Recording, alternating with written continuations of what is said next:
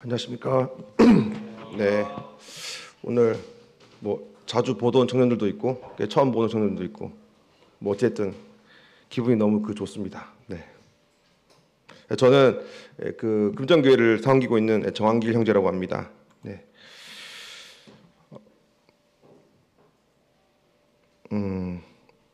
잠시만요. 여기서 오늘 제일 멀리서 온 청년들 있습니까? 내가 제일 멀리서 온 것 같다. 대구? 대구보다 더 멀리서 왔다. 있어요? 대구 청년들. 우리 박수 한번 쳐볼까요? 네, 네. 희진 있잖아. 안성. 좋습니다. 네.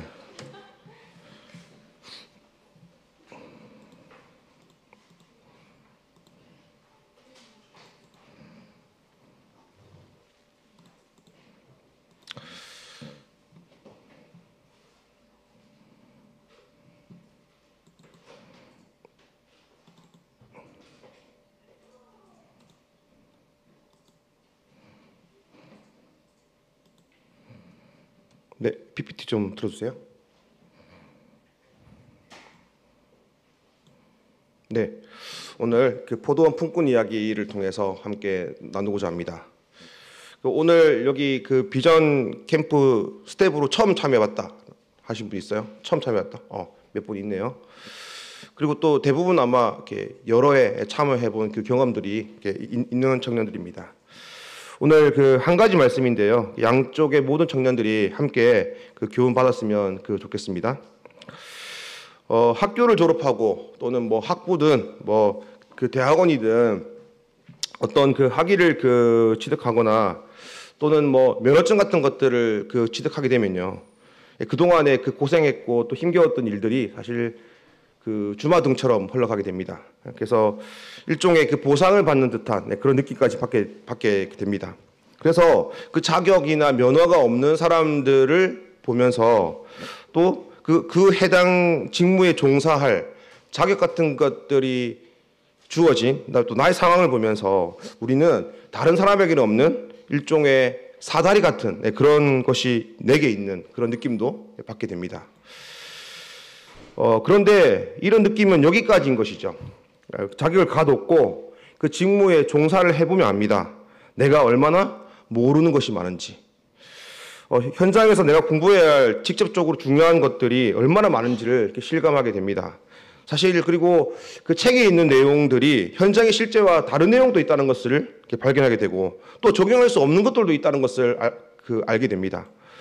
또 어떤 부분들은요, 학교에서 배운 내용들은 현장에서 적용하기에 너무나 미미해서 이쪽으로 더 많은 공부를 해야 할 그런 필요도 느끼게 됩니다. 그래서 우리의 진짜 자신의 모습을 알게 되면요, 우리는 겸손해질 수밖에 없고, 때론 그 세상에서 전문가라고 칭송해주는 말들이 너무나 황망하고 부끄럽게 여겨질 때가 있습니다. 물론 전혀 전공하지 않은 사람들보다는 이쪽에 전공한 내가 훨씬 더 많이 알겠지만 여전히 한계를 느끼고 있고 어떠한 벽에 부딪히고 있는 우리의 모습들을 이렇게 보게 됩니다. 그런데 이러한 벽이 있음에도 불구하고 우리는 애써 이런 한계를 외면할 때가 있죠. 한 달 한 달 벌어들이는 수입을 보면서. 그렇지 않나요? 네. 그래, 이 정도면 됐지 뭐. 그래, 이 정도면 괜찮지.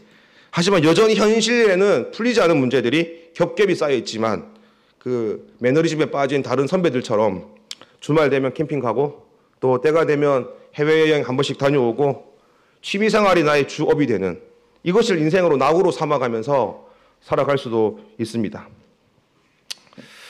네. 연제교회 비전 캠프가요 22년째 이어지고 있습니다. 그동안 수없이 많은 문제들을 해결해 오고 또 어떤 문제들은 해결되지 않았지만 그래도 잘 흘러오고 주변에 많은 사람들이 어떻게 이런 것들 생각해냈어? 이런 아이디어는 어디서 나오는 거야? 대단하다, 훌륭하다 이런 평가들 속에서 우리는 우리 스스로를 어떻게 평가하고 있습니까? 우리는 이 정도 해본 경험이 있는 사람들이야. 우리는 이 정도 노하우가 있는 사람들이야. 그동안 많은 아이들이 이곳에서 구원받지 않았어? 아, 그래, 우리는 괜찮게 해왔고, 앞으로도 그럴 거야. 우리 스스로를 이렇게 생각하지는 않습니까? 사도 바울은 빌립보서에서 이렇게 말했습니다. 내가 이미 얻었다함도 아니요, 온전히 이루었다함도 아니라, 오직 내가 그리스도 예수께 잡힌 바 된 그것을 잡으려고 달려가노라. 아시아 여러 교회를 세운 사도 바울은 나는 이미 얻었다함도 아니라고 했습니다. 온전히 이루었다함도 아니라고 했어요. 예수님께 잡힌 바 된 그것을 어떻게 잡으려고 달려간다고 했습니다. 왜요? 왜? 그냥 자기를 북돋기 위한 자기 암시적인 그런 말인가요? 왜 이렇게 말했을까요? 전 이 이유가 고린도전서에 있다고 생각합니다. 9장 27절, 내가 내 몸을 쳐 복종하게 함은 내가 남에게 전파한 후에 자신이 도리어 버림을 당할까 두려워함이로다. 남에게 전파한 후에 내가 하나님께 무엇인가 헌신한 후에 내 자신이 버림을 당할 수도 있다는 것을 바울은 두려워한다고 했습니다. 바울은 그 고린도전서 그 9장에서요 이렇게 말했습니다. 약한 자에게는 약한 자와 같이, 이런 사람에게는 내가 이런 사람처럼, 저런 사람에게는 내가 저런 사람처럼 이렇게 행동했는데 몇 사람이라도 이것은 구원하고자 함이었다. 이것은 내가 복음에 참여하고자 함이었다. 이렇게까지 해서 다른 사람에게 이 복음을 전파했는데 바울이 그 버림을 당한다? 사실 이게 말이 맞는 말이기는 한 겁니까? 사실 우리의 상식으로 맞지가 않습니다. 아시아의 많은 교회를 세운 바울이 하나님께 버림을 당한다? 사실 이것은 말이 안 되는 것입니다. 그런데도 바울은 지금 내가 남에게 전파한 후에 내가 버림을 당할까 두렵다고 고백하고 있습니다. 이 바울의 그 두려움이 이해가 되십니까? 바울의 그 두려움이요, 오늘 우리의 두려움이기를 원합니다. 그의 그 두려움이 구체적으로 무엇을 말하는 것인지 오늘 알기 원합니다. 오늘 마태복음 19장 20장 내용을 통해서요, 이 부자 청년과 이 포도원 품꾼의 그 비유에서 두 무리의 사람들을 비교하면서 마태복음 19장에서 부자 청년과 베드로가 받을 상급에 대해서 함께 알아보고요, 이와 대비해서 마태복음 20장에서 포도원 품꾼들이 받았던 것, 그리고 이들이 놓치고 있는 것에 대해서 한번 알아보기 원합니다. 우리 한번 다 같이 한번 읽어볼까요? 글자가 작아서 보이나요? 안 보이시면 책을 직접 찾으셔도 됩니다. 마태복음 19장 16절에서 22절입니다. 시작.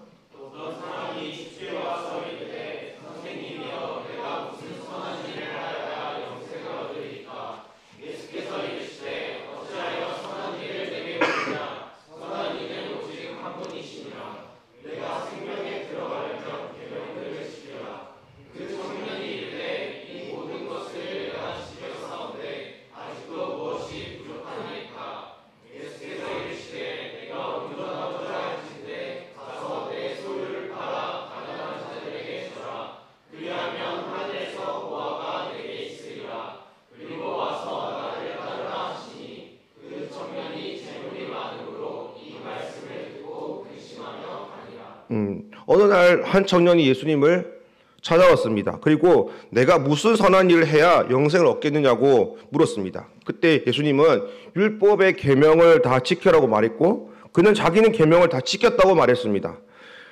자기는 계명을 다 지켰는데 또 뭐가 부족하냐고 물었죠. 그때 예수님은 가서 내 소유를 다 팔아 가난한 자들에게 주라, 그리고 나를 따르라고 말했습니다. 그때 청년은 어떻게 했다고요? 근심하며 물러갔다고 되어 있습니다. 예수님께 이런 그 질문을 던진 사람이 청년이라는 것이 굉장히 고무적입니다. 힘이 있고 젊은 청년들은요, 이와 같이 생각할 경향이 있다는 것을 말해주고 있습니다.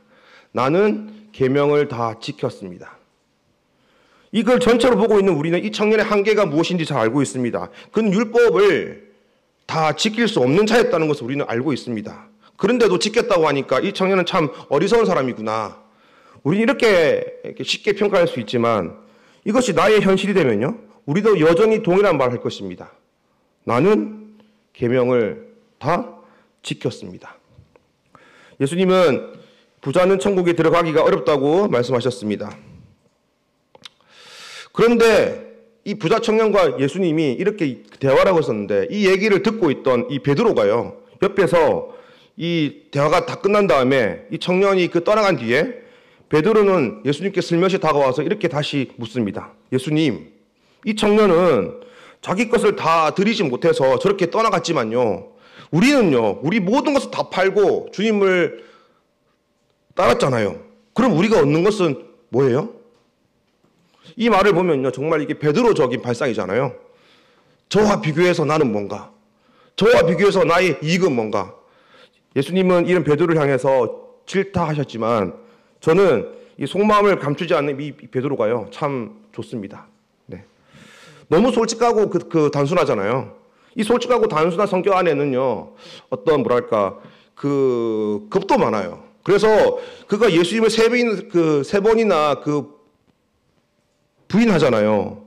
그때 사실 베드로가 예수님을 3번 배신했다기보다는요, 저의 느낌에는 그가 얼마나 겁이 많은 사람인지 보여주는 것이라고 생각합니다.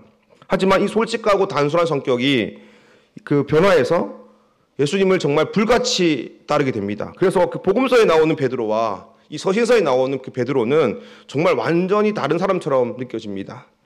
그래서 바로 이런 자들이 주님 손에 붙들리는 것이죠. 아무튼 이 베드로는요, 이 베드로다운 생각으로 이렇게 물었습니다. 나는 주님을 따랐는데 내가 얻게 되는 것은 뭔가요? 여러분들은 지금 여기에 무엇을 얻기 위해서 오셨나요? 그냥 친구 따라서 왔나요? 아니면 그냥 네, 썰렁하네. 네, 미안해요. 우리 아들 이거 하지 말라 했는데, 네. 설령 그렇다고 할지라도 이만큼 고생하고 수고할 것에 대해 하나님께로부터 어떤 보상을 기대하십니까? 베드로의 질문에 대한 답변을 예수님은 이렇게 답하셨습니다. 우리 다 같이 한번 읽어볼까요? 시작.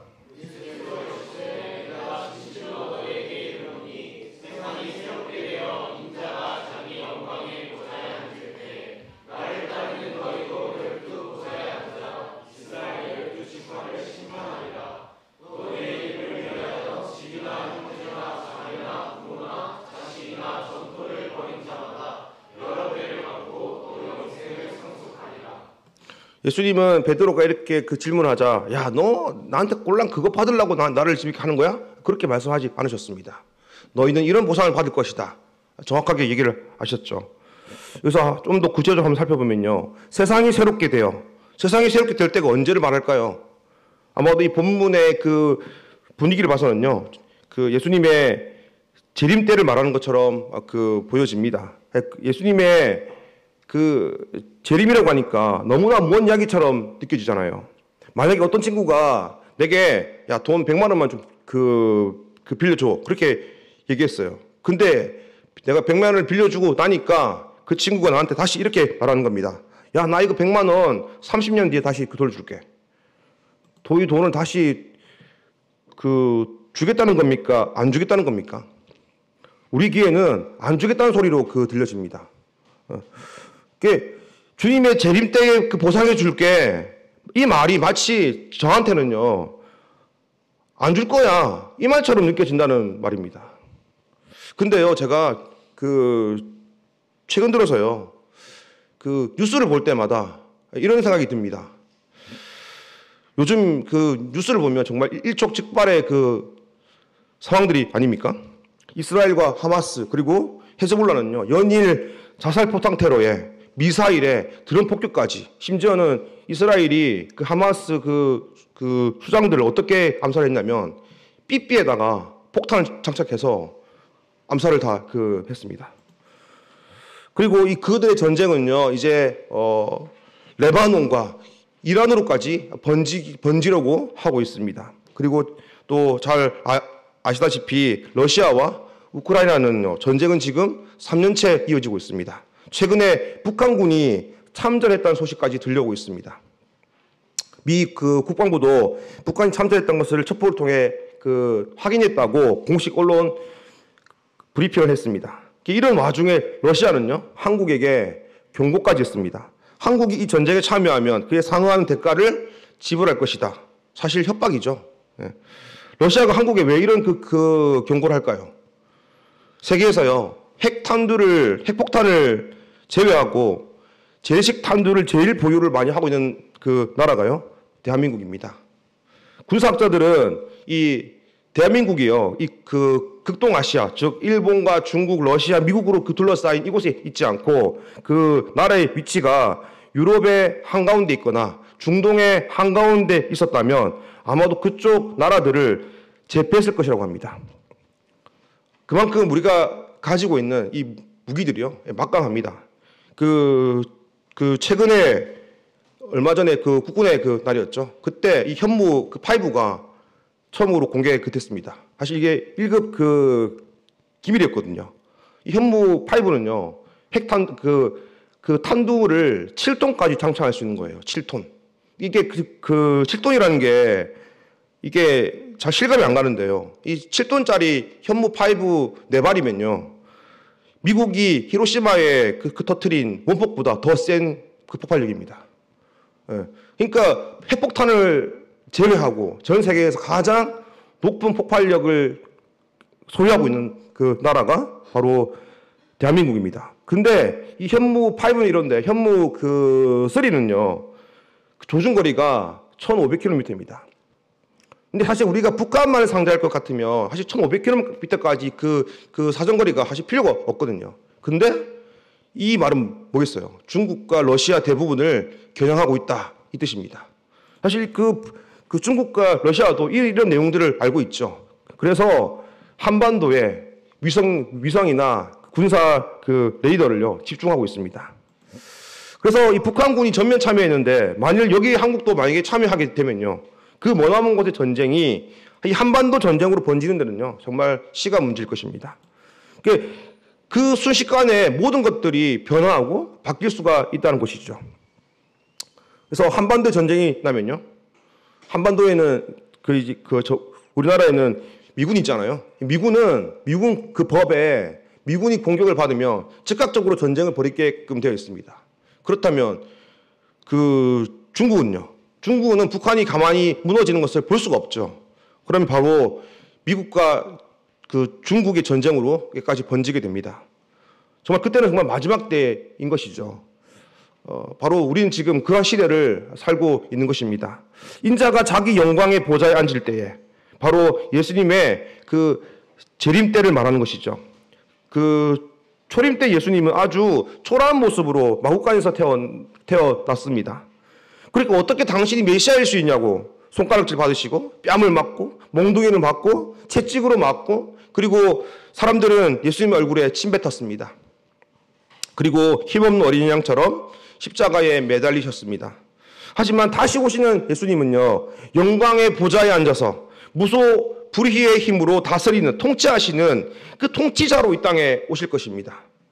나를 따르는 너희도 12 보좌에 앉아 이스라엘 12지파를 심판할 것입니다. 바로 그때 베드로 같이 자기의 것을 다 버린 자들이 주님과 함께 통치할 것이라고 이 예수님께서 말씀하시고 있는 것이죠. 이 시대의 흐름이 점점 그날이 머지않았음을 보여주고 있습니다. 제가 이런 말이 좀 그런데 제가 최근에 차 한 대를 샀거든요. 네. 근데 요즘에는요, 와, 제가 깜짝 놀랐는데 차키가 없어도 돼요. 네? 핸드폰만 있으면요, 차 시동도 걸리고요, 차 문도 열리고요, 다 됩니다. 내 방에 앉아서 창문도 닫고 창문도 열고 다 그런 시대입니다. 이 핸드폰 하나만 있으면 나의 모든 금융을 다 할 수 있습니다. 마지막 때가 온 거죠. 근데 이 핸드폰 들고 다니는 것도 너무 좀 걱정스러워요.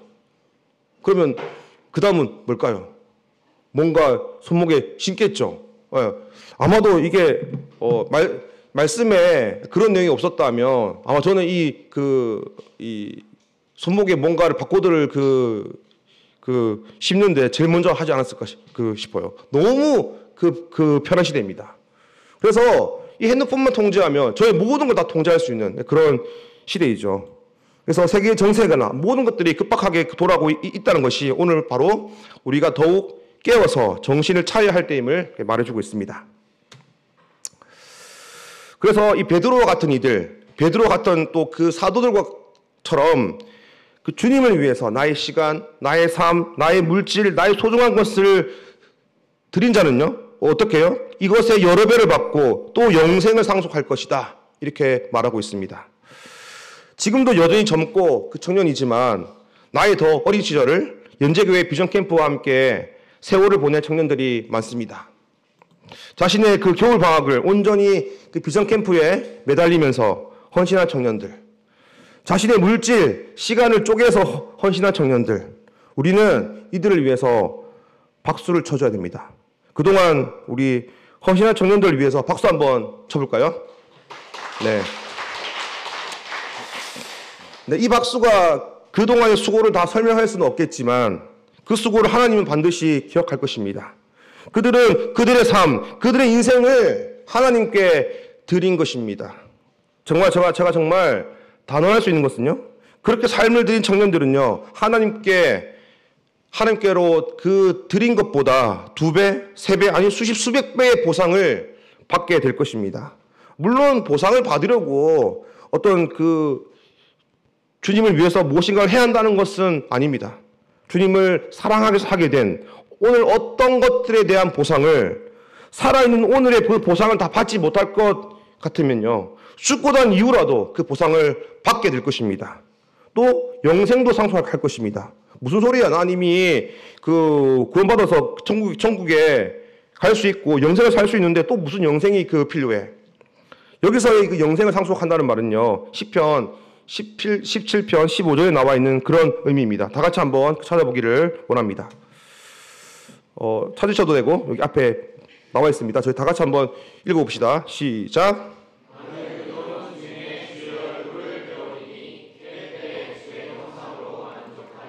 네, 시편 44편 3절에는요, 하나님의 얼굴의 빛이라고 했습니다. 하나님의 그 영광의 빛이 나와 함께하겠고, 이것이 대를 이어서 상속까지 하겠다는 것이죠. 영생을 상속한다는 것은요, 바로 하나님의 그 영광을 대를 이어서 상속까지 하겠다는 것입니다. 바로 하나님은요, 이런 하나님이십니다. 여러분들의 젊은 시절 연제기 비전캠프를 통해서 하나님께 드린 시간, 물질, 에너지를 절대로 가벼워 여기시는 하나님이 아니십니다. 하나님의 살아계신 열심을 두고 제가 감히 말씀드립니다. 하나님은 이러한 것들을 절대로 가벼워 여기시는 하나님이 아니십니다. 내가 어디에서 무엇을 하든지 하나님은 오늘 우리가 드리는 이것을 기억할 것입니다. 그런데 말입니다. 우리는 우리의 수고를 보상할 것이다. 예수님의 이 말씀만 하셨으면 됐는데, 마태복음 19장 28절, 29절을 넘어서서 마태복음 19장은요, 30절까지 이어지고 있습니다. 19장 28, 29절에 너희는 이런 상급을 받을 것이라는 예수님의 이 말만 사실 우리는 기억하고 싶어요. 그래서 30절 말씀을 읽다 보면 그냥 마음의 한켠에 그냥 본능적으로 그 글자를 읽었는데 머리가 그냥 30절을 그냥 속게 넘어가는, 그냥 넘어가고 싶기도 해요. 근데 그래서 30절 말씀은요, 그러나로 시작하고 있습니다. 앞 내용이 그렇게 주님께 헌신한 자들은 이런 보상을 받을 것이라는 내용이 있는데, 그러나라고 한 것은 뭔가요? 앞 내용과 반대라는 거잖아요. 마태복음 19장 28, 29절에서 끝이 났으면 하는 게 저의 그 개인적인 그 바람이었지만 19장은 씁쓸하게도 30절까지 이어지고 있습니다. 그래서 우리는 다 버리고 주님을 따랐잖아요 라는 이 베드로의 말에 예수님은 30절과 같이 결론을 내시고 있는 것입니다. 먼저 된 자로서 나중되고 나중된 자로서 먼저 될 자가 많으니라. 그러면 우리는 여기서 무엇이 궁금해지냐면요, 먼저 된 자들이 나중된다고 했는데 그들은 왜 나중이 됐을까요? 먼저 되었으면 앞으로 쭉 먼저 되면 되지, 그들은 왜 나중이 됐을까요? 또 나중된 자들은 어떻게 해서 또 먼저 될 수가 있었을까요? 그 비전캠프 스텝으로 오늘 처음 참여했다고 사실 위축이 될 필요는 전혀 없습니다. 네, 오히려 여러분들의 그 끼와 독특한 생각들을 마음껏 발사해 주시기를 바랍니다. 다만 그 질서에 따라서 말입니다. 근데 예수님의 말씀이 먼저 된 자들도 나중될 수도 있다고 하는데 사실 우리가 위축이 될 필요가 어디 있겠습니까? 네. 하지만 처음 참여한 분들도 반드시 기억해야 하는 것은요, 먼저 된 자들이 왜 나중되었느냐 하는 것입니다. 마태복음 19장 30절 이 말씀은요, 동일한 말씀이 마태복음 20장에도 또 등장합니다. 20장 16절 이와 같이 나중된 자로서 먼저 되고 먼저 된 자로서 나중되리라. 30절은 그러나로 시작하고 16절은 20장 16절은 이와 같이로 시작하고 있습니다. 바로 16절은 앞 내용과 동일하게 그 말이 이어지고 있는 것이죠. 그래서 20장 내용을 한번 보면요. 우리 다 같이 한번 읽어보기 원합니다. 시작.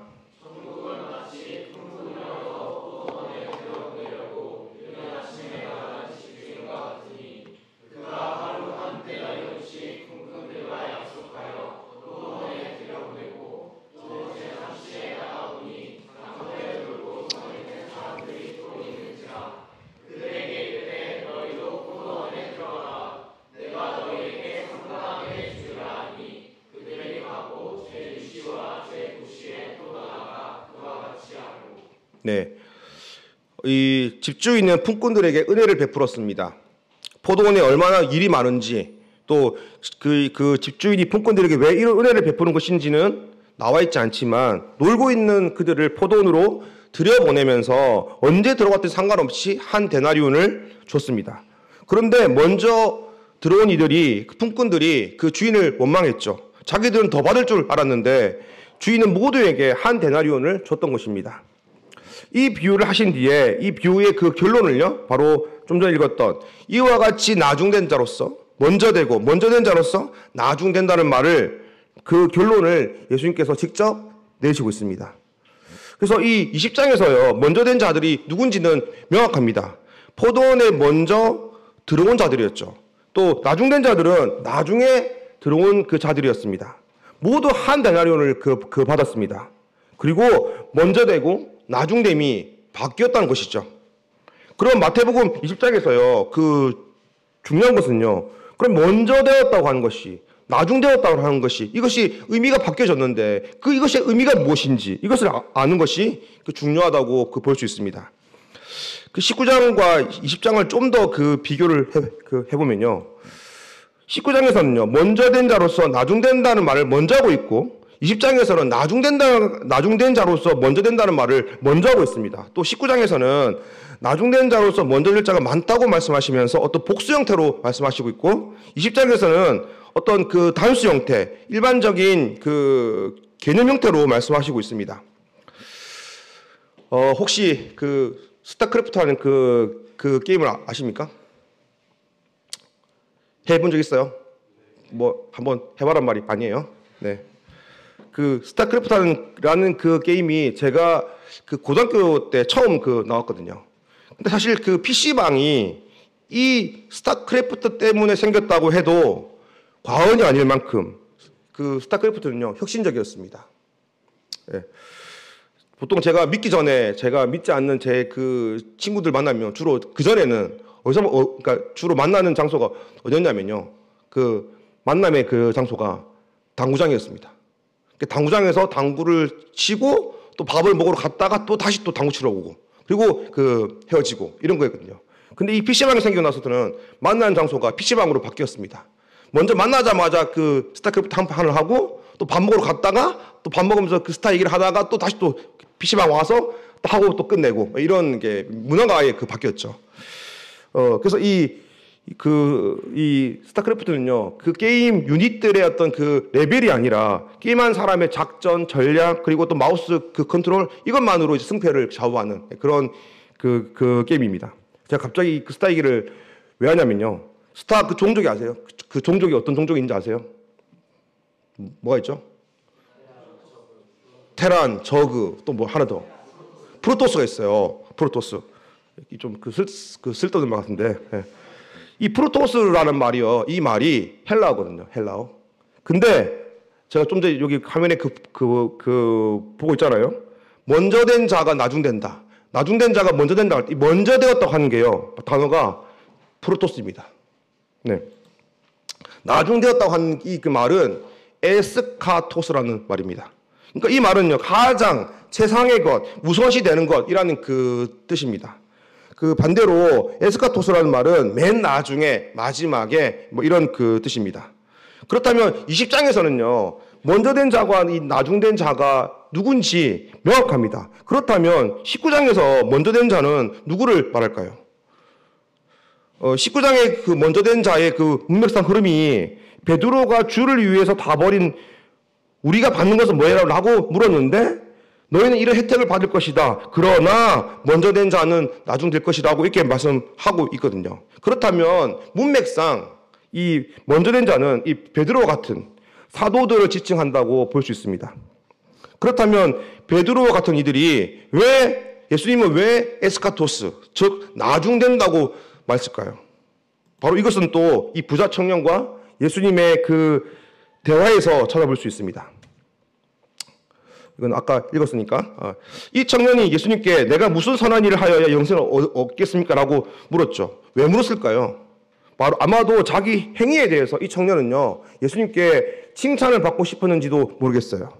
영생에 관한 것이 정말 궁금한 것이었다면 예수님께 이런 질문을 하지 않으실 것입니다. 계명을 지키는 데 있어서 자기의 현실적인 아픔들, 그 고통들, 이것을 이야기했어야 하는 것이 맞았지만 그는 예수님께 무슨 선한 일을 해야 하는 것이냐고 묻고 있습니다. 자기의 행동이 선하다는 것을 전제로 놓고 그 질문을 하고 있는 것이죠. 왜냐하면 그는 부자이기 때문입니다. 부자란 그저 돈이 많은 사람을 이야기하는 것이 아니라 나의 의지, 나의 노력으로 무엇인가를 경험했고 소위 성공해왔다고 한 사람들이죠. 소위 말해서 노하우가 있는 사람들입니다. 그런데 이 부자 청년은요, 지금 선한 일이라고 하는 말뜻조차 모르고 있습니다. 도대체 선함이 무엇인가요? 내게 있는 선한 동기가 선함인가요? 율법에 명시되어 있는 어떤 착한 일, 어떤 그 행위 자체가 그 선한 것인가요? 아니면 비전 캠프 스텝으로 참여하는 오늘 이것이 선한 것인가요? 예수님은 이 부자 청년에게 이 선함에 대해서 이렇게 말씀하셨습니다. 어찌하여 선한 일을 내게 묻느냐? 선한 일은 오직 한 분이시니라. 선함이 무엇입니까? 나의 동기가 선함이 아니라 하나님이 선함이십니다. 우리 다 같이 한번 따라 한번 해볼까요? 하나님이 선함이시다. 한 번 더 해보겠습니다. 하나님이 선함이시다. 하나님이 선하시다는 말의 의미를 아십니까? 하나님이 선하시다 이 말의 의미가 뭘까요? 요셉의 형들은요, 자기의 친동생 요셉을 악한 동기에 의해서 애굽의 노예로 팔아버렸지만 이것이 하나님 손에 붙들리게 되면요, 이 팔아버린 행위가 그들 민족 전체를 살리는 선함으로 바뀌었습니다. 야곱을 포함해서 그들 모두는 애굽의 기근 때 그들 모두는 죽었어야 했습니다. 하지만 그들은 그의 동생을 팔아버린 그 행위로 인해서 살아났죠. 현실적으로는 그 말입니다. 우연인가요? 아니죠. 바로 이것이 하나님의 선함이십니다. 악한 동기가 하나님의 그 선함에 붙들리면 그들을 살리는 선함으로 바뀌는 것이죠. 이스라엘 백성들은요, 그들이 생각하는 메시아, 그들이 생각하는 이 메시아와 이 예수님의 모습이 다르다고 느껴서요, 예수님을 골고다 언덕에서 십자가에 못 박아 버렸습니다. 하지만 그들의 악함이 하나님의 그 선함에 붙들리게 되면요, 그들의 악이 선으로 바뀌었습니다. 예수님은 다시 살아나셨고 우리의 악을 선으로 바꾸셨습니다.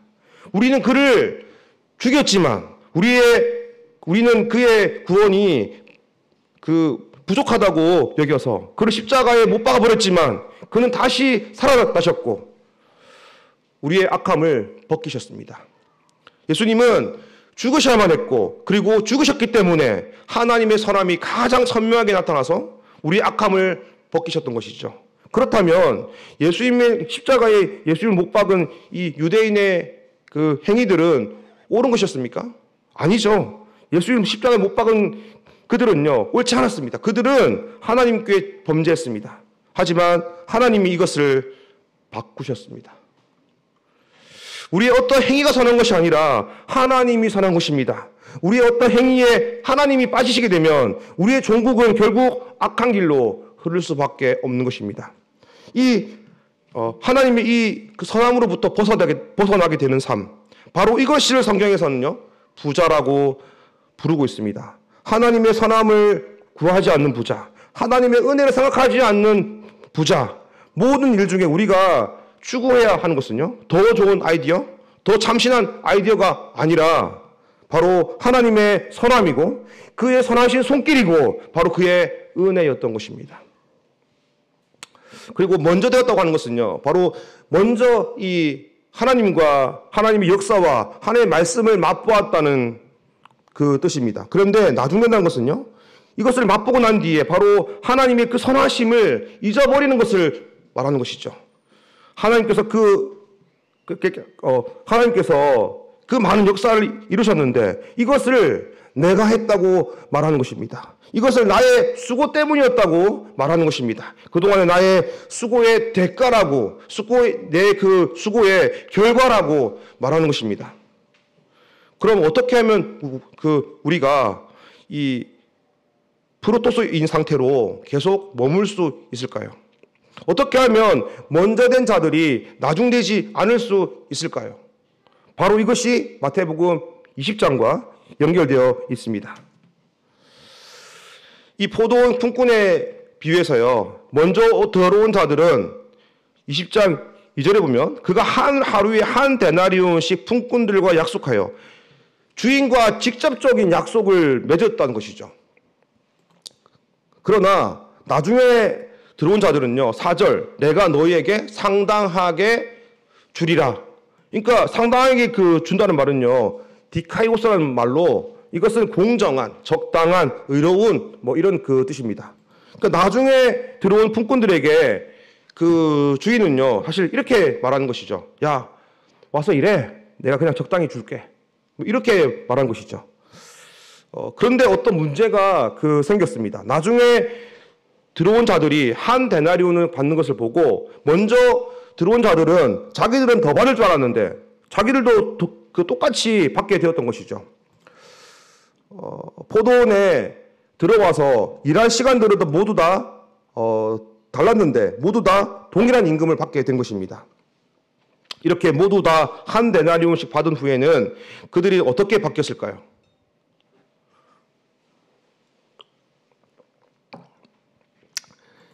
하루에 두세 시간만 일하고도 하루 품삯을 다 받은 이들은요, 그 주인의 은혜에 더욱 탐복했습니다. 자기들은 그냥 공정하게, 적당하게 받을 줄 알았는데, 먼저 들어온 이들과 같이 하루 품삯을 온전히 받은 것을 보고 그 주인의 은혜에 놀라워했습니다. 하지만 먼저 들어온 이들은요, 그렇지 않았죠. 마태복음 20장에서 먼저 되었다고 하는 것과 또 나중 된다고 하는 것이요, 바로 결국 그 주인의 은혜를 어떻게 바라보고 있느냐, 바로 여기에 달려있다는 것을 알 수가 있습니다. 결국 먼저 되었던 그 자들은요, 그들은 처음에는 하나님의 은혜에 감사해야 하다가 나중에는 그들의 마음이 원망으로 가득 찼습니다. 바로 여기에서 바로 프로토스와 에스카토스가 나뉘게 되는 것이죠. 한 달 전에 추석이었잖아요. 그 추석이면 온 식구들이 함께 모여서 즐거운 시간을 보내야 하는데 그렇지 못한 집들도 있습니다. 어떤 집이 즐겁지 못할까요? 서로 원망하는 사람들이 있는 그 집입니다. 서로 원망하고 서로 비난하면 우리는 즐거울 수가 없습니다. 원망한 사람과 그 장소에 함께 있는 것은요, 지옥에서 사는 것과 같은 것입니다. 행여 우리 주위에 있는 동료를 우리 자신이 마치 지옥에서 사는 것과 같이 그렇게 살게 하고 있지는 않습니까? 또 누군가 내 앞에서 다른 사람을 원망한다면요, 그 사람에게서 그냥 떠나십시오. 그 사람과 같은 장소에 함께 있는 것만으로 우리 자신이 지옥에서 사는 것과 같을 뿐만 아니라 그 말을 듣는 사람도 자기의 말에 동조했다고 여길 것입니다. 근데 이렇게 원망하고 비난하는 사람들의 그 특징이 있어요. 뭐냐면요, 자기가 먼저 원망하고 비난했으면서 자기가 듣는 원망과 비난은 견딜 수 없어 한다는 것입니다. 그런데 우리가 이 원망이라고 하는 것은요, 한 세 가지 정도로 접근할 필요가 있습니다. 첫 번째는요, 이 원망에 대한 리더의 접근 방식입니다.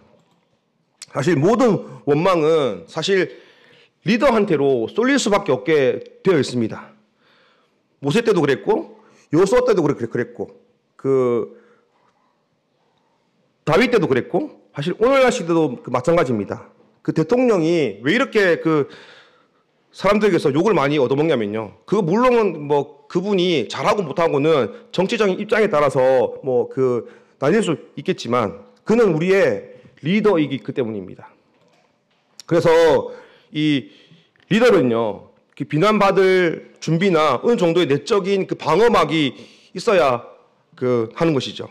그래서 원망하는 말들이 정말 타당한지 아닌지는 들어볼 필요는 있지만, 그 모든 말에 그의 마음이 흔들린다면요, 우리 전체가 흔들릴 것입니다. 왜냐하면 그는 리더이기 때문이죠.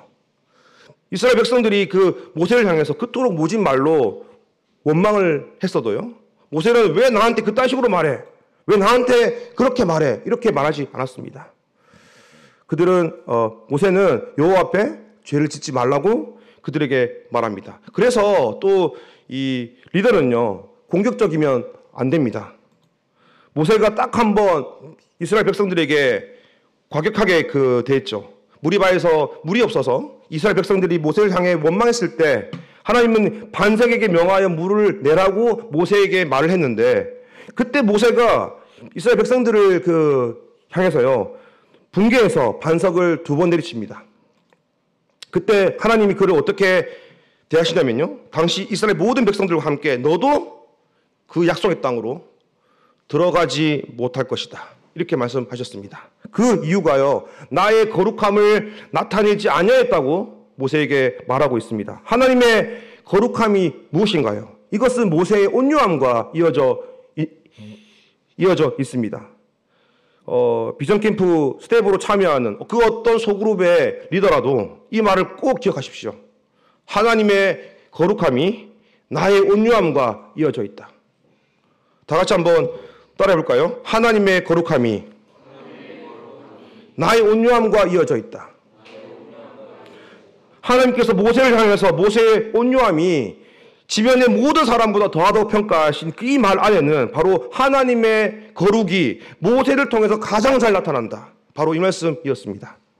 리더는 온유해야 합니다. 리더는 거룩해야 합니다. 바로 이 하나님의 거룩이 이어져 있기 때문입니다. 바로 이 온유하다 하는 이것이요, 바로 사람들의 원망을 이겨내야 한다는 것입니다. 사람은 원망할 수 있습니다. 사람은 이런 존재입니다. 너무나 연약합니다. 너 왜 원망해? 같이 하는 멤버들 향해서 이런 말 하지 마세요. 그들에게 하나님의 거룩함을 나타내야 합니다. 그들에게 나의 온유함을 내보여야 하는 것입니다. 왜냐하면 나는 리더이기 때문입니다. 두 번째는요, 각 팀원들은요, 리더가 듣는 원망으로부터 그를 보호해야 한다는 것입니다.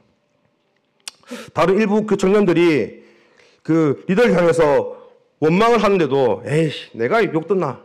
나는 그냥 뒤로 한 발 물러서 있으면 나는 욕 안 듣겠지. 리더도 사람입니다. 아무리 온유해도 그는 하나님이 아니죠. 그는 예수님이 아닙니다. 한계가 있다는 말입니다. 아론과 훌이 모세의 옆에서 어떻게 했습니까? 피곤해진 모세의 팔을 붙들었습니다. 그때 이 이스라엘이 이 아말렉과의 전쟁에서 승리했습니다. 모세가 팔이 힘이 세가지고 팔을 들고 있었던 것이 아니었죠. 모세가 팔을 들고 싶어서 들고 있었던 것이 아니라 들 수밖에 없었으니까 들고 있는 것입니다. 우리의 리더의 수고를요, 당연히 여기면 안 되는 것이죠. 우리의 리더를요, 욕바지로 사용하면 안 됩니다. 그가 듣는 비난을 내가 막아줘야 하는 것이죠. 바로 이것이 우리 전체를 살리는 길입니다. 그 리더가 잘하고 있냐 없냐는 그 다음 문제인 것이죠. 세 번째는요, 각 팀원들은요, 리더를 비난하면 안 되겠죠. 또 원망하면 안 됩니다. 그런데 그 각자는요, 나 이제부터 이제 비난 시작, 나 이제부터 원망할 거야, 이렇게 하고 사실 원망하는 게 아니죠. 그의 눈에 뭔가 잘못되어져 가고 있는 것을 짚고 넘어가고 바로 잡으려는 마음, 어쩌면 본인 스스로는요, 선하다고 생각되는 어떤 마음으로 어떤 말들을 할 수가 있는 것이죠. 그렇다면 잘못되어져 가고 있는 것을 그냥 지켜만 보고 있으라는 말입니까? 아니요. 아무 말 하지 말고 입 닫고 있어라, 이런 말이 아니라 일이 잘못되어져 가는 것을 리더에게 알릴 필요는 있지만 이것을 리더가 없는 자리에서 또 다른 이들에게 이런 말들을 전달하면 안 되는 것이죠. 개인적으로 리더에게 알릴 수도 있는 것입니다. 그렇게 알렸는데도 리더가 변화가 없다? 그때는요, 바로 이때는 하나님의 뜻입니다. 그렇게 리더에게 보고를 했는데도 리더가 그 변화가 없다. 이때부터가 가장 중요합니다. 이때부터 우리 자신은요, 프루토스 상태로 유지되어야 합니다. 프루토스 상태라고 하는 것은요, 바로 하나님의 선하심을 기대하는 것입니다. 그분께서 이 비전 캠프를 이끄시고 있음을 믿는 것입니다. 그래서 그의 은혜에 더욱 탄복하는 것입니다. 바로 이런 상태가 뭐라고요? 프루토스입니다. 기다려야 하는 것이죠. 기도하면서 우리의 리더를 아주 잠시만 인내해 주십시오. 하나님께서 그를 세웠다면 하나님께서 그를 다룰 것입니다. 그의 하나님의 다루심을 믿으십시오. 아수르처럼요, 우리 자신이 이스라엘을 징계하는 그 진노의 막대기가 되면 안 되는 것이죠. 이스라엘을 치는 분노의 몽둥이가 우리 자신이 되면 안 되는 것입니다. 이 원망이라고 하는 그 단어가요, 이 근본 속성이 어떤 내용이냐면, 원망의 그 한자가 이 원망할 원자의 그 발할망자입니다. 근데 이 원망하다의 원자는요, 한자로 이렇게 씁니다. 원망하다 원. 이거 한자를 좀 더 풀써 쓰면요, 마음 심자 위에 누워 뒹굴 원자를 씁니다. 이 뜻을 해석하면요, 원망할 원자는 자기의 마음 위에서 뭐 한다고요? 누워 뒹군다, 뭐 이런 그 뜻입니다. 이게 무슨 말인가요? 자기의 마음 위에서 누워 뒹군다, 이 말이 무슨 말인가요? 하기 제일 편하고 하기 제일 쉽다는 거죠. 네. 어떤 문제가 발생했을 때, 야, 이건 너 때문이야, 이건 네가 잘못했어, 이렇게 원망하는 방식으로 이야기를 하는 것이요, 이 세상에서 제일 쉽고 제일 편합니다. 그래서 원망한다는 것은요, 어떤 문제가 생겼을 때 제일 쉽고 제일 편하게 접근하려고 하는 그 태도에서부터 시작된다는 것이죠. 그래서 한번 이 편한 방식으로 접근했던 사람은요, 또 문제가 발생하면 또 가장 쉬운 방식으로 접근할 수 있습니다. 바로 자기의 마음 위에서 누워 뒹구는 것이죠. 제가 원망을 참 많이 하는 사람이거든요. 보기에는 그렇게 안 보이죠? 네, 제가 제 속에는 이 악이 너무나 많습니다. 저는 내 자신이 원망을 많이 하는 사람이라는 것을 언제 처음 알게 됐냐면, 군대에서 처음으로 알게 됐습니다. 제가 이 얘기를 옛날 연제교회 청년들한테도 많이 얘기를 했는데요. 제가 군대에 있을 때 일병 때요, 일병 때까지 고참들에게 참 혼이 많이 났습니다. 혼났다는 게 그냥 뭐 말로만 듣는 게 아니라 맨날 매일 불려가서 맞고 얼차려 당하고, 네. 나는 나대로 열심히 한다고 했는데 그 고참들 눈에는 성에 안 차나 봅니다. 근데 어느 날 나는 맨날 내가 왜 혼이 나는지 사실 몰랐었는데, 그런데 뼈 아프게 알게 된 사건이 하나가 있었습니다. 제가 일병 때 우리 부대 제일 고참 한 명이 저보고 이등병들을 데리고 소각장 가서 쓰레기 분리수거를 하고 오라고 저한테 말했습니다. 저는 군대를 군병원 출신이거든요. 군병원의 부대를 나왔기 때문에 병원이 특성상 면회객이며 병동 환자들이 쓰레기 분리수거를 잘 안 하고 그냥 몽땅 다 내다버렸습니다. 그래서 정말 쓰레기가 싼더미처럼 쌓여 있었거든요. 그 냄새나는 그곳에서 저는 정말 일하기 싫었지만 병장이 이제 그 시키니까 이제 이등병들 6, 7명을 제가 그 데리고 정리하러 그 나갔습니다. 그 가보니까요 정말 오물 냄새가 장난이 아닌 거예요. 일반 그 쓰레기와 음식물 그 쓰레기가 함께 그 뒤섞여서 정말 그 냄새가 정말 역한 냄새가 그 났습니다. 근데 제가 그 쓰레기를 치우려고 보니까 빗자루며 뭐 그 집게며 아무것도 없는 거예요. 그거를 막 손으로 잡고 할 수가 없잖아. 그래서 저는 이제 다시 애들이 이끌고 중대 본부로 내려왔습니다. 그래서 가보니까요 빗자루며 집게며 그 쓰레바지가 아무것도 없습니다라고 이렇게 병장에게 다시 보고했습니다. 그 말을 듣는 순간 병장은요 얼굴이 일그러지면서 저한테 노기에 찬 목소리로 한마디 했습니다. 그래서 뭐? 예. 빗자루며 집게며 쓰레바지가 없는데 나보고 어떻게 하라고? 이렇게 다시 저한테 되묻는 것이죠. 그 순간 저는 제 머리가 번뜩였습니다. 아 그래. 빗자루며 집게와 쓰레바지가 없는데 나는 지금 병장에게 와서 병장 보고 직접 치우라고 말하기 위해서 여기 온 건가? 그 순간 저는 알았습니다. 결국 제 마음은요. 내가 하기 싫은 일을 시킨 병장을 원망하는 마음이었다는 것입니다. 원망하는 마음이었다는 것을 알게 됐습니다. 이상하죠? 저는 분명히 그 팩트만 말했습니다. 소각장 가보니 쓰레기가 정말 싼더미처럼 쌓여있는데 이것을 치울 빗자루와 집게가 없는 것은 사실이었습니다. 나는 사실을 이야기했어요. 근데 내 마음의 본질은 뭐라고요? 원망이었다고요. 내 마음 위에 누워서 제일 하기 쉬운 누워서 뒹구는 것을 저는 했던 것이죠. 그래서 저는 순간요, 이렇게 아차 해가지고 순간 생각을 고쳐먹고 중대본부 창고에 보니까 새 빗자루랑 새 집게가 있는데 이것을 꺼내서 사용해도 되겠습니까? 라고 다시 병장에게 물었습니다. 그랬더니 병장은요, 그 녹이 띈 얼굴을 풀고 잠시만 있어보라고 하더니 중대장실로 들어가서 중대장에게 보고하고 창고 열쇠를 들고 나왔습니다. 그 순간 저는 알았죠. 고참들이 무엇을 싫어하고 무엇을 좋아하는지 알게 됐습니다. 고참들이 싫어하는 것은요, 저의 원망하는 태도였고, 고참들이 좋아하는 것은요, 저의 원망하지 않는 태도였다는 것을 알게 됐습니다. 그 사건 뒤부터 저는요, 태도를 완전히 바꾸었습니다. 그래서 사실 그 뒤부터는 이 고참들에게 거의 혼나지 않았어요. 사실 고참들에게 엄청 많은 사랑을 받았습니다. 왜냐하면 고참이 어떤 일을 한 개 시키면요, 저는 무조건 여기에 다른 일을 하나 더 하고 왔습니다. 그 일을 4개 시킨 당신을 나는 지금 원망하고 있지 않다는 것을 저는 이런 식으로 고참들에게 나타내었습니다.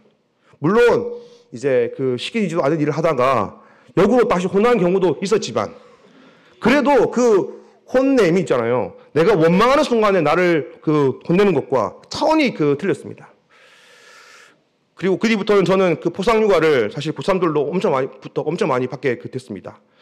분대장 포상휴가, 행보관 포상휴가, 중대장 포상휴가, 심지어 하지 않아도 되는 병원장 관사 잡초일까지 어떤 병장도 하지 않았는데 저는 말년휴가 나가기 전까지 풀을 뜯는 일을 하다가 말년휴가에 병원장 포상휴가를 덧붙여서 나왔습니다. 다들 저보고 그랬죠. 쟤는 포상휴가에 눈이 어떻게 됐다고. 예. 사실 군대에서 병사들이 바라는 게 다 필요 없거든요. 뭐면 되죠? 휴가면 됩니다. 네. 휴가면 어떤 일이라도 다 할 수 있습니다. 네. 죄송합니다면요. 제가 제 자랑을 하려는 것이 아니라 제가 얼마나 시행착오를 겪었나 저는 이 이야기를 하는 것입니다. 원망이 우리의 인생을 망칩니다. 부모님을 원망할 때, 선생님을 원망할 때 우리의 인생이 망가집니다. 네. 저희 아들 정재유에게요. 저는 이런 제 경험담의 이야기를 자주 해주는데요. 그래서 학교에 가서 많은 아이들이 어떤 선생님 욕을 할 때 너는 그 자리에 함께 서 있지도 말라고 말합니다. 그 선생님 욕하는 순간 해당 과목 네 성적은 이제 끝났다고 생각해라. 그 선생님 네 뒷 그림자도 밟지 마라.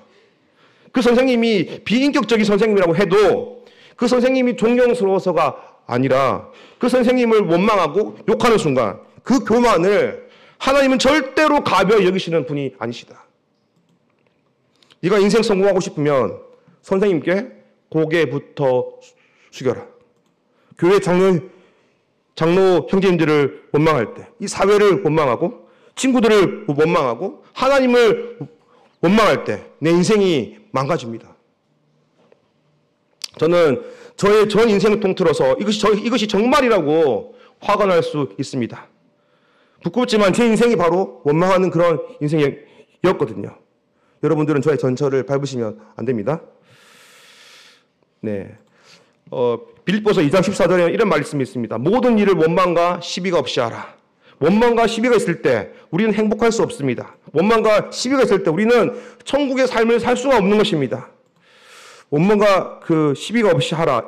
그 다음 말씀이 어떤 말씀이냐면요. 이는 너희가 흠이 없고 순전하여 어그러지고 거스르는 세대 가운데서 하나님의 흠 없는 자녀로 세상에서 그들 가운데 빛들로 나타내며라고 되어 있습니다. 이 포도원 그 품꾼에 비유해서 프루토스, 먼저 되었다고 하는 자들은요, 그 은혜를 기억하지 못하고 에스카토스가 되었던 것이죠. 나중 되었던 것입니다. 나중에 포도원에 왔던 자들은요, 그들은 하나님의 더 깊은 은혜에 빠져서 그 세상에서 가장 최상의 것, 프루토스가 되었습니다. 그 포도원에 언제 들어왔냐? 사실 이것이 중요한 것이 아니죠. 얼마나 하나님의 은혜를 구하고 있느냐? 여기에 오게 해주신 그 은혜를 내가 기억하고 있느냐? 내가 얼마나 여기에 집중하느냐가 바로 우리가 프로토스가 되느냐, 에스카토스가 되느냐를 결정하는 기준들이 되는 것입니다. 이상입니다. 함께 기도하고 말씀 시간 마치겠습니다. 아버지 하나님, 감사합니다. 우리는 모두 에스카토스였던 사람들입니다. 우리는 모두 나중된 자들이었습니다. 하지만 하나님께서 우리를 프로토스로 만드셨습니다. 우리를 먼저 된 자들로 삼아 주셔서 우리를 하나님의 영광의 그 빛을 선포하게 하셨습니다. 우리 삶에 하나님의 이 위로가 우리의 중심이 되어서 우리가 이 받는 위로로 이 세상을 위로하는 자들이 되기 원합니다. 오늘 비전 캠프 스텝 첫 모임입니다. 주님, 우리의 마음의 중심을 아시고 또 우리의 연약함을 아십니다. 우리의 그 젊은 날에 주님의 그 은혜에 탐복하며 그 은혜로 기뻐하고 만족하는 삶을 살기 원합니다. 주님께서 그 비전 캠프의 주인이 되십니다. 주님, 우리를 주님의 손에 붙들어 주십시오. 우리의 교만이 주님의 통치를 가로막지 않도록 도와주십시오. 예수님의 이름으로 기도 올립니다. 아멘. 네, 감사합니다.